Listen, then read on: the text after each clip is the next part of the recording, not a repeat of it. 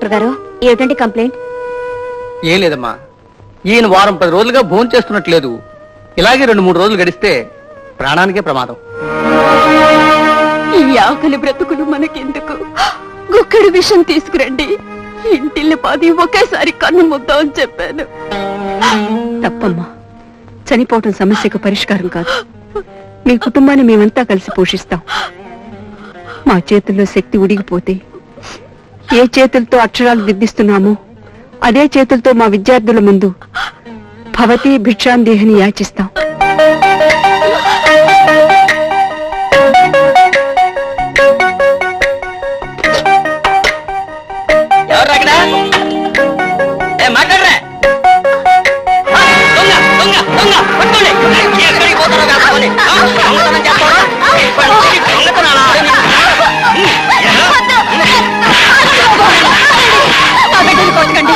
వాడేం తప్పు చేశాడు బాబు? ఎందుకు వాడిని ఇలా కొడుతున్నారు? ఎందుకు కొడుతున్నానా? వేరేడంత లేడు, దౌర్జన్యంగా ఇంట్లో చొరబడి దొంగతనం చేస్తుంటే చూస్తూ ఊరుకోమంటావా? నువ్వు దొంగతనం చేసావా? అవును. ఏరా, నీకేం పోయే కాలం వచ్చిందిరా? బాబు, ఏం దొంగతనం చేశావు నువ్వు?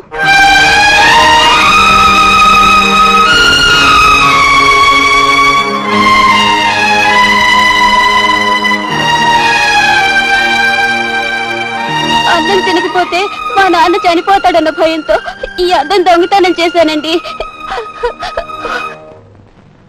పాపం ఏమైంది మాస్టర్కి?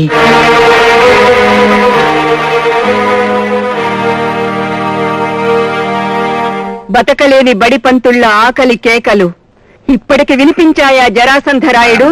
హిస్టరీ మాస్టర్ ఏదో జబ్బుతో పడిపోయారని తెలిసి వచ్చాను.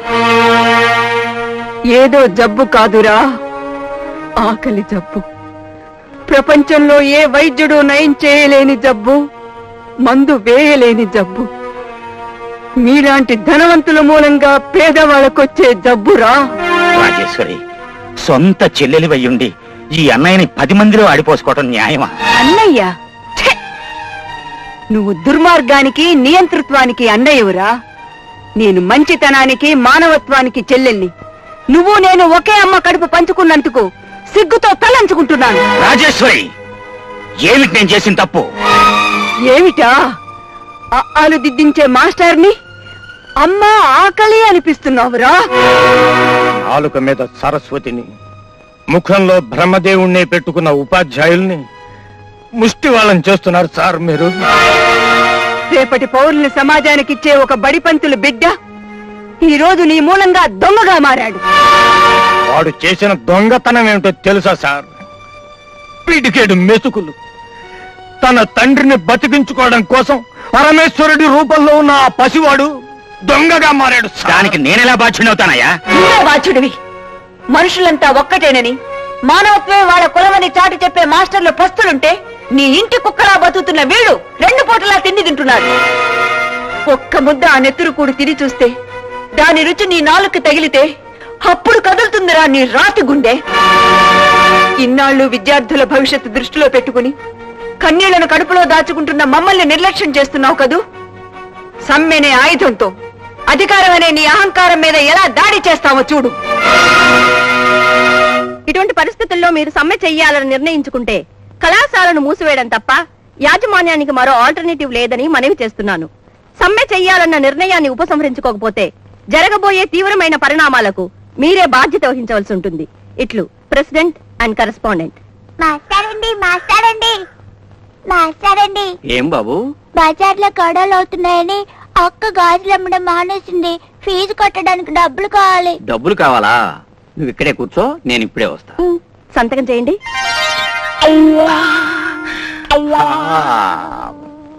అబ్బా, ఏమిటా చూపు? 20 ఏళ్లైనా ఇంకా తనివి తిరగలేదా? చెరుగడ్ని ఒక్కసారి నమిలితే ఇంకేం ఉండదు, ఉత్తి పిప్పే మిగులుతుంది. కానీ నువ్వు తాగిన కొద్దీ ప్రేమరసాన్ని పీపాలతో నింపుతున్నావు.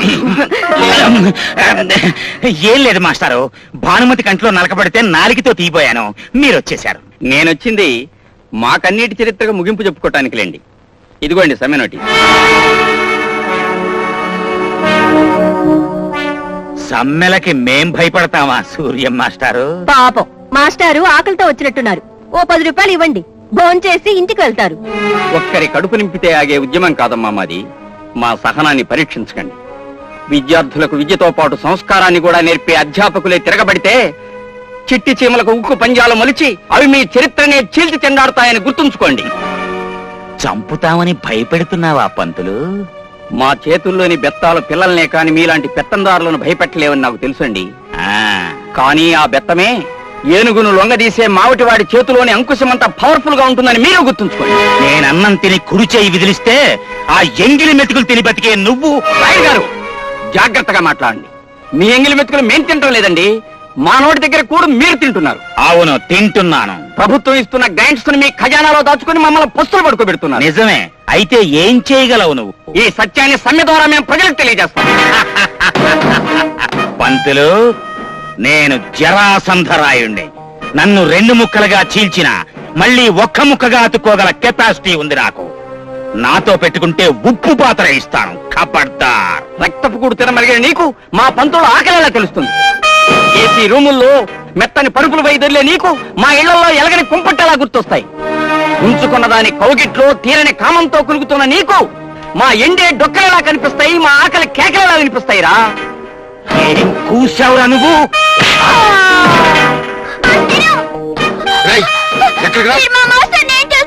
మాస్టరా, ఏ మాస్టర్ ఇక్కడికి రాలేదా?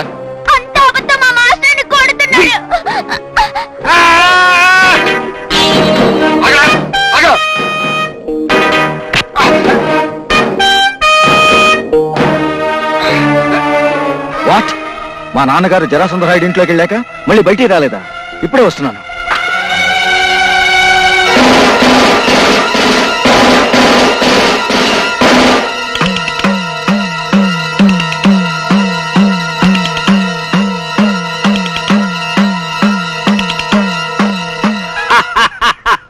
ఆనాడు కాలరు పట్టుకున్న చెయ్యి ఇప్పుడు సెల్యూట్ చేసింది. సెల్యూట్ చేసింది మీ వ్యక్తిత్వానికి కాదు సార్, మీ కాలర్ దగ్గర ఉన్న 3 స్టార్స్ కి. ఆగు, ఎక్కడికి బయలుదేరావు? జరాసంధరాయుడు గారింటికి వెళ్ళిన మా నాన్నగారు కనిపించడం లేదట, అందుకని. Don't talk rubbish.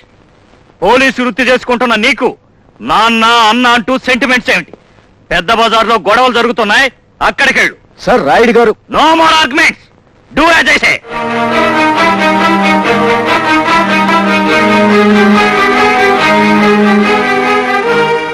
Yes sir.